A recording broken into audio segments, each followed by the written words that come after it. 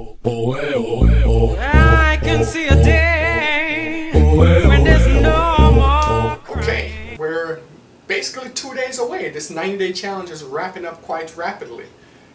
Today, I want to just take time out to give thanks to all the emails that I'm receiving. A lot of people are writing now and letting me know the difference the 90-day challenge has made in their life. They're telling me improvement in their health.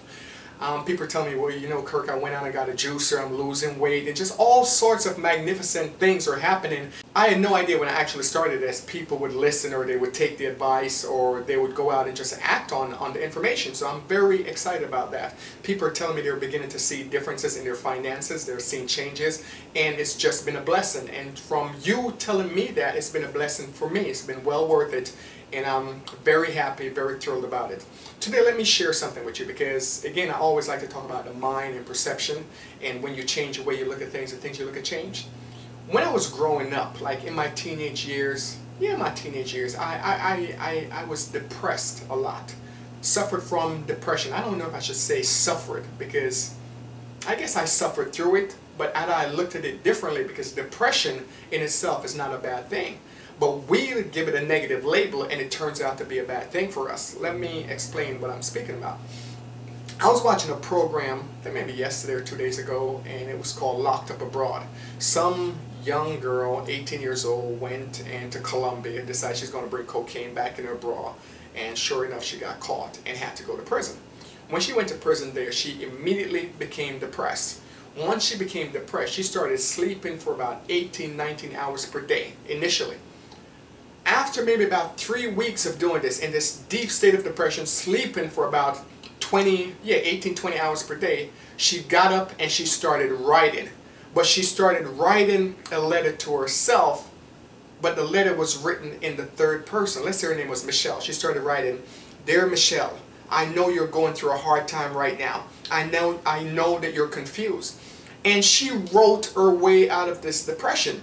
But if you pay attention, before I even get into what else she did, she also took, this was in Colombia, and she was from America.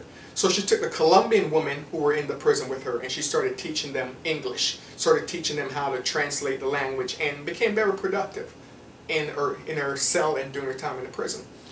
Let's take a look at what happened when you get depressed. One of the first things that a depressed person does, or stop doing rather, is taking care of their body. They stop shaving, they stop putting themselves together, looking good to go out. They just withdraw within, and that's basically the ego just letting go. Like, I don't care how you look anymore. And once the ego let goes and you start withdrawing within and sleeping, the higher self, the higher mind gets to talk to you. So first your thoughts are all confused and you're, oh, poor me, and why are they doing this to me? And that's the ego. But once it lets go, the higher self comes through, and then this girl got the idea, "Dear Michelle, I hope you're feeling better." That's not the ego speaking, that's the higher mind reassuring her, we can make it, we can go through this. As a matter of fact, her sentence got reduced and she was supposed to do 4 years, she did 2.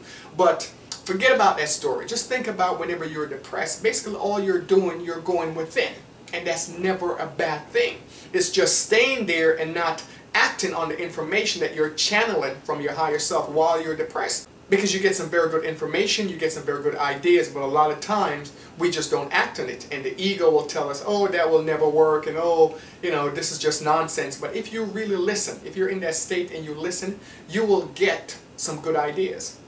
And once you act upon those ideas, you will come out stronger, you will come out better, you will come out wiser than you went in. So depression, when it's within itself, is not necessarily a bad thing. And most things aren't bad, it's just a label we give to it. And like we discussed before, that things have no meaning, it only has meaning that we give to it. So depression is not bad or good, it's just a meaning that we give to it. But everything that happens in life is an opportunity. It's an opportunity, it's a lesson and an opportunity. So it's an opportunity to go within and find the lesson, and it's always there to help you grow and see things in a different way. So even if you're going through depression, if you could foster the strength not to mess with the medication, not to suppress the symptoms, and just see what's coming through for a while, you will be surprised, marvelously surprised, to see the information that you're receiving. And if you act on the information, it will take you to a completely different level. So we're at day 88, tomorrow's day 89, and then we're at 90. We're almost out of here. Talk to you soon.